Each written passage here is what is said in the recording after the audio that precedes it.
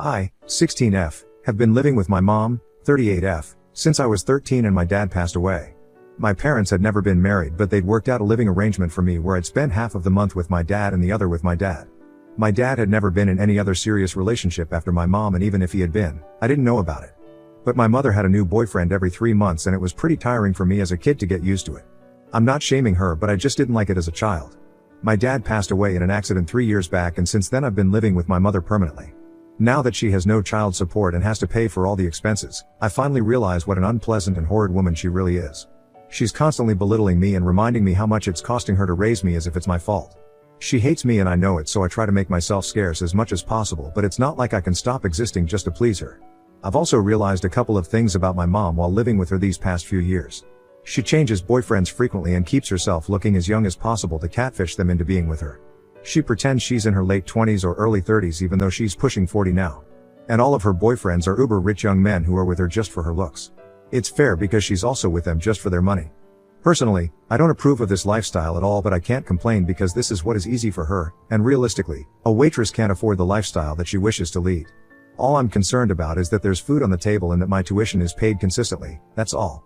So I keep to myself for the most part and have even taken up part-time jobs recently to make sure I don't have to rely on my mother all the time. A few days ago, I made a mistake and my mother kicked me out of her house. The mistake I'd made was also not even a big deal. I accidentally slipped up while her new boyfriend was visiting and told him that I was in my junior year when he asked me which year I was in. Yeah, I'm supposed to tell her boyfriends that I'm still in freshman year so that they don't think of her as old or whatever.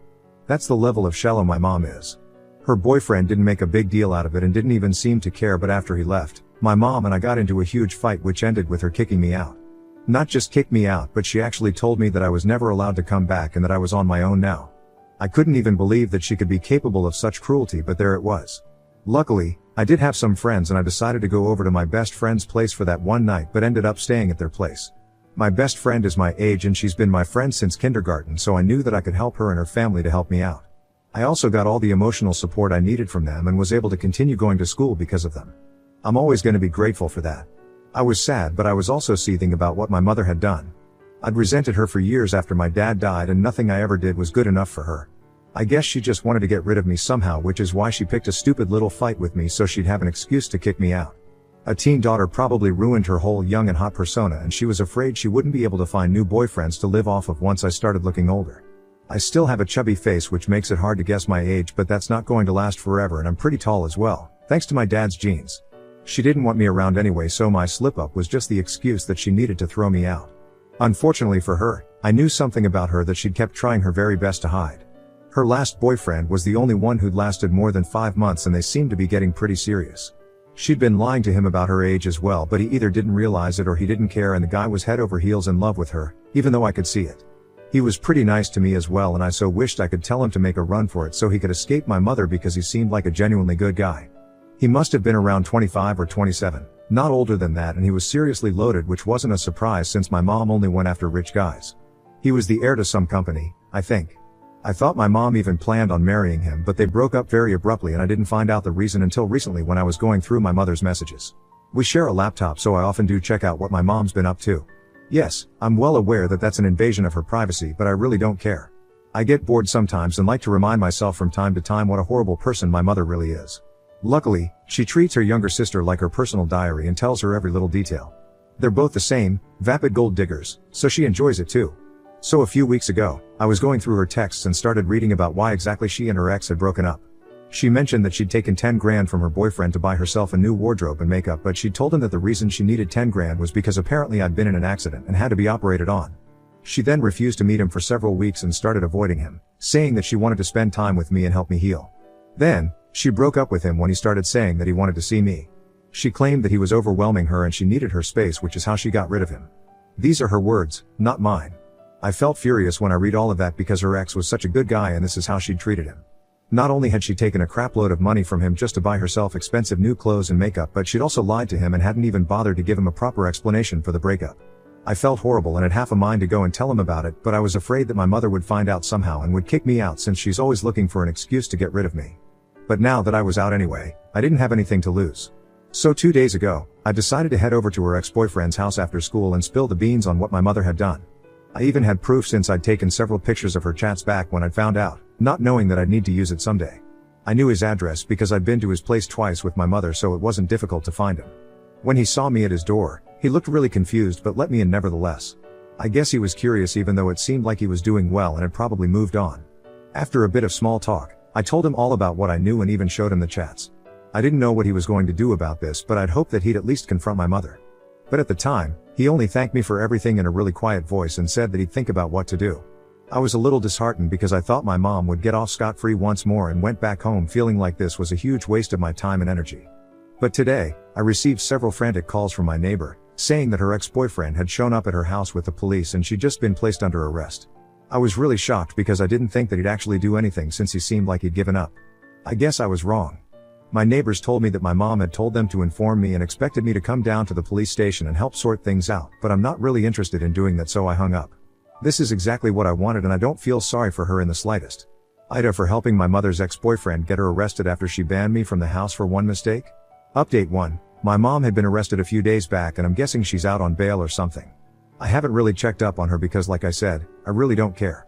My aunt, my mom's sister, did make it a point to try and make me feel guilty for the way I'm acting right now, but if anything, it just makes me feel like I'm doing the right thing. She sent me several long texts talking about how I'm an ungrateful brat and that my dad would be ashamed of me if he had been alive. That woman didn't even know my dad well, she'd probably met him once or twice in her entire life, so she was just trying to get me all emotional. I think she's also figured out that I must have been the one who sent those screenshots to my mom's ex because she said that I'd sold out my own mother over something so petty. I don't think literally kicking me to the curb just because I told her new BF my real age is not something petty.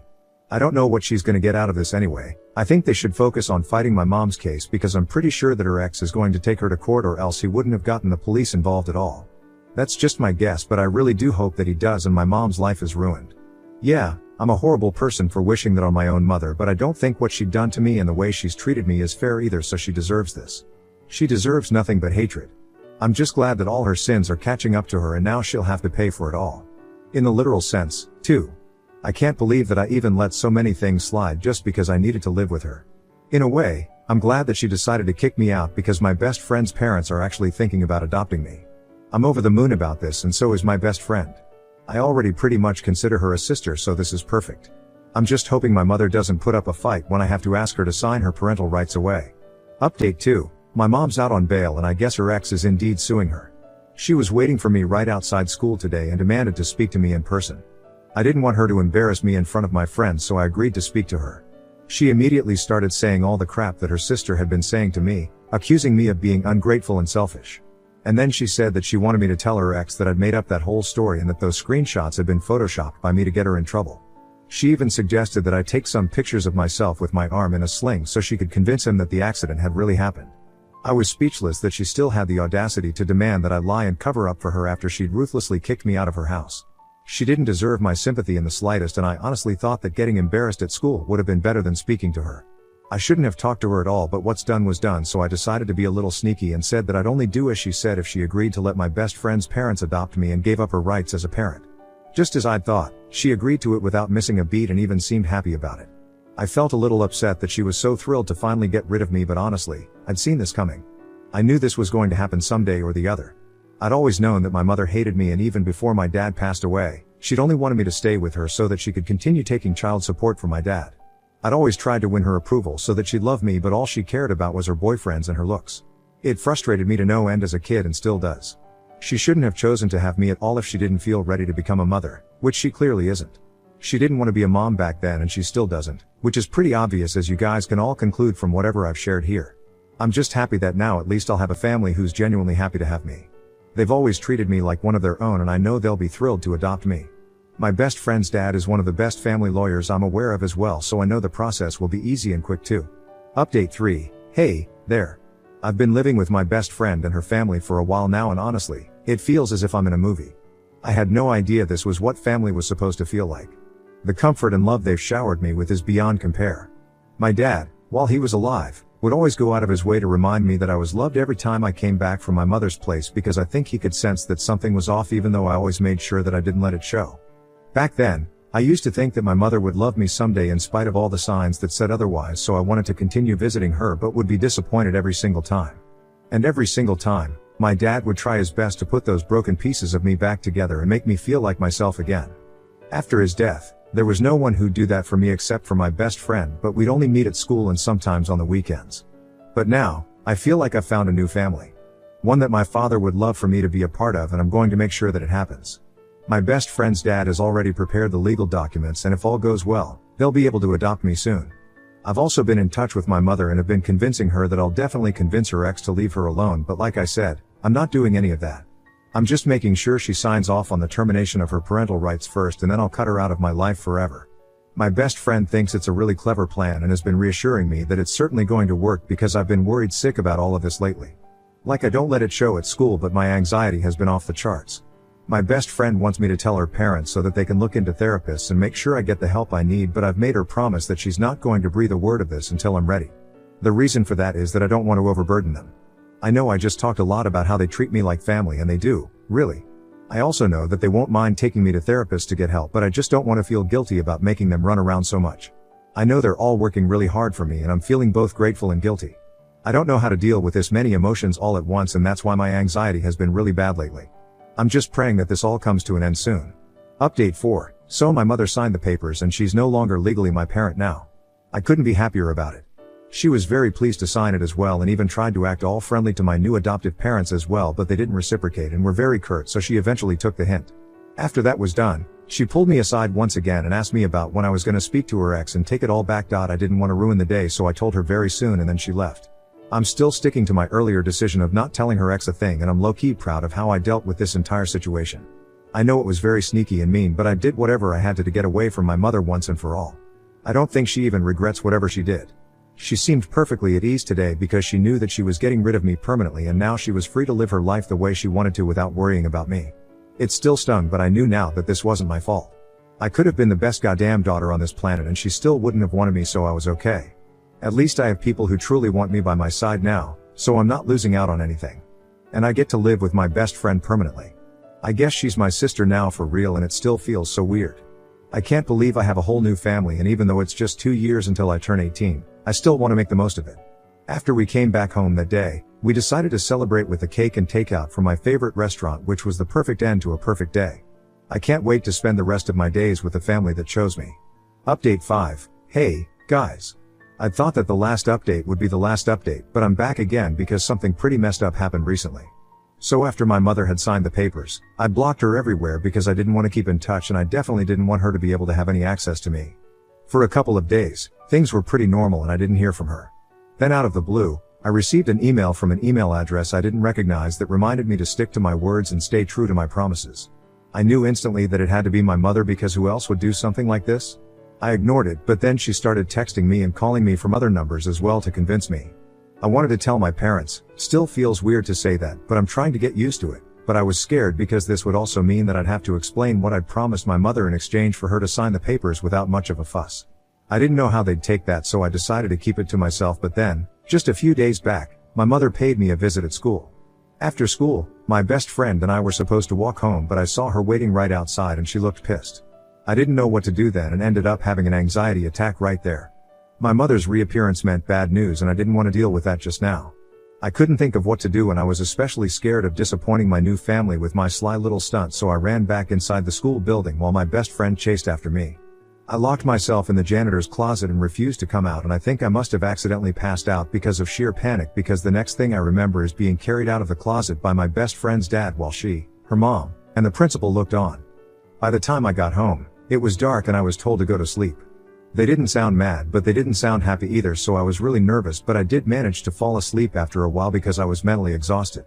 The next day, after I woke up and had breakfast, my family sat me down and told me that my best friend had told them everything, and they reassured me that they weren't mad at me but were concerned. I was actually kind of relieved that it was all out in the open now, because I was tired of keeping secrets. Thank goodness my best friend decided that my well-being was more important than keeping our secrets and decided to spill, because, after that, we decided to file for a restraining order against my mother. They told me that they didn't think it was wrong of me at all to try and manipulate my mother into getting my way. In fact, they even thought that it was kind of clever since I just beat her at her own game and she couldn't do anything about it now. So I was happy that they weren't disappointed by what I'd done. Anyway, we filed for a restraining order against my mother, and hopefully, I'll be able to get the longer one because I don't want her around me ever again. She's always had bad vibes and will continue to be that way. I've had enough of her. We're also looking into therapists around us because I have a lot of emotions to deal with, given my past. And I'm happy that I'm finally getting the help that I need. I'll always be grateful to my best friend and my new family for reminding me what love and family mean once more, and I bet my dad would love this for me, too. Now on to the next story. Story 2. Ex abandoned our newborn daughter and disappeared. After 3 years she wants back in my life. My ex-girlfriend, 26F, and I, 27M, first got together 6 years ago, and from day one, we got on like two peas in a pod. Then after 2.5 years together, she fell pregnant. We had spoken about kids before and we both wanted a family, but not after just 2 years together. We spoke about it a lot, asked a few of our friends that already have kids, and eventually decided to go for it.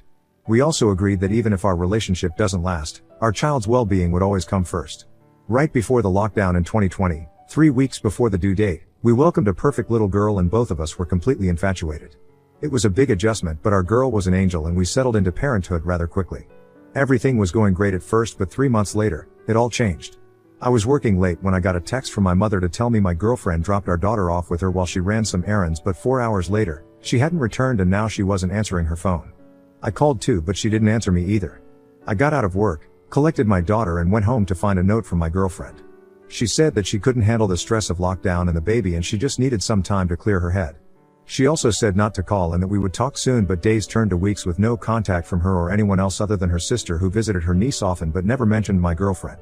Fast forward 3 years and my ex-girlfriend is slowly starting to reach out again.